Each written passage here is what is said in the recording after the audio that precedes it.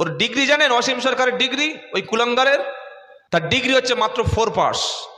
আচ্ছা, 2001 13ই ডিসেম্বর সংসদ ভবনে হামলার মূল অভিযুক্তকারীদের মধ্যে মুহাম্মদ আফজাল গুরু, ডিগ্রি MBBS।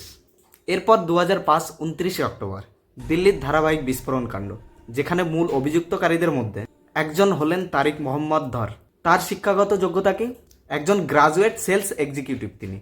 এরপর 2006 11ই জুলাই মুম্বাইয়ের ট্রেন বিস্ফোরণ কাণ্ড, যেখানে মূল অভিযুক্তকারীদের মধ্যে যুক্ত ছিলেন ফয়সাল আতাউর রহমান শেখ।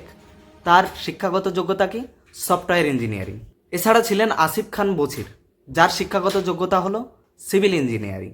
এরপর চলে আসুন 2008-এর 26শে নভেম্বরে মুম্বাই তাজ হোটেল হামলা, যার মূল মাস্টার মাইন্ড ছিল হাফিজ সাইদ। তার শিক্ষাগত যোগ্যতা কি? Master degree. এরপর 18ই সেপ্টেম্বর 2016 জম্মু ও কাশ্মীরের উরিতে হামলা, যার প্রধান অভিযুক্তকারীদের মধ্যে একজন মাসুদ আজহাই। তার শিক্ষাগত যোগ্যতা কি? Islamic scholar. এরপর 2019-এর 14ই ফেব্রুয়ারি পুলওয়ামা হামলা, যার মূল অভিযুক্তকারীদের মধ্যে ছিলেন শাকির বসির মাগরে। তার শিক্ষাগত যোগ্যতা কি? গ্রাজুয়েট। এরপর রিসেন্ট ঘটে যাওয়া একটা ঘটনা, 2025-এর 10ই নভেম্বর দিল্লি বিস্ফোরণ কাণ্ড, যেখানে মূল অভিযুক্তকারীদের মধ্যে একজন হলেন ওমর উন নবী। তার শিক্ষাগত যোগ্যতা কি? MBBS doctor. এছাড়া সবথেকে বড় এক্সাম্পল হচ্ছে পৃথিবীর সবথেকে কুখ্যাত জঙ্গি সংগঠনের প্রধান ওসামা বিন লাদেন। তার শিক্ষাগত যোগ্যতা হলো ইঞ্জিনিয়ার। আমার এতগুলো এক্সাম্পল টানার একটাই মানে হলো যে শিক্ষাগত যোগ্যতা কখনো একজন মানুষকে প্রকৃত মানুষ বানায় না। তাই সেই রকম শিক্ষার দরকারই নেই যা দেশ ও দশের ক্ষতি করে। এখন যে জন্য আমার এত কিছু বলা, অসীম সরকার নাকি 4th পাস। কিন্তু আমার প্রশ্ন হলো, অসীম সরকার কি সত্যিই 4th পাস? একজন 4th পাস ব্যক্তি স্টেজে দাঁড়িয়ে কি করে কবি গান গাইতে পারে, যে গান গাইতে গেলে বেদ, পুরাণ, কুরআন, ত্রিপিটক, বাইবেল কিচ্ছু বাকি থাকে না, সব গ্রন্থই পড়তে লাগে, যা না হলে আসরে দাঁড়ানোই যায় না। তারপর একজন 4th পাস ব্যক্তির ছন্দে ছন্দে কথা বলা, তৎক্ষণাৎ দাঁড়িয়ে গান বানিয়ে গাওয়া, এটা কি খুবই সহজ বলে মনে হয় নাকি? লেখক কবি যারা, আমি তাদের অসম্মান করছি না, কিন্তু একজন লেখক কবি কাটা ছেঁড়া করে আবার নতুন করে লিখতে পারে সেটা, কিন্তু একজন চারণ কবি যা মুখ থেকে বলে ফেলে তা কিন্তু আর কারেকশন করার কিচ্ছু নেই। আর একজন 4th পাস ব্যক্তিকে কেন বারবার জি বাংলা থেকে ডাকা হবে?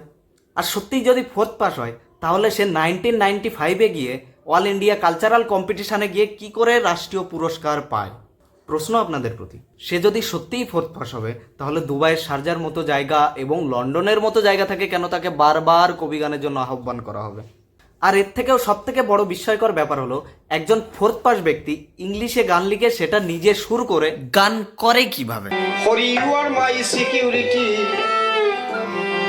so I have got very beauty.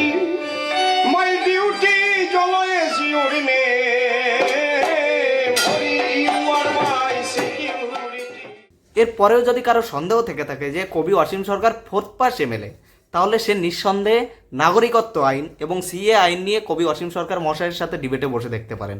6B তে অ্যামেন্ডমেন্ট করা আছে 3 নম্বরের, দেখবেন 2 নম্বর কলমে, সেকেন্ড কলমে লেখা রয়েছে, provided further that the person who makes the application for citizenship under this section shall not be deprived of his rights and privileges.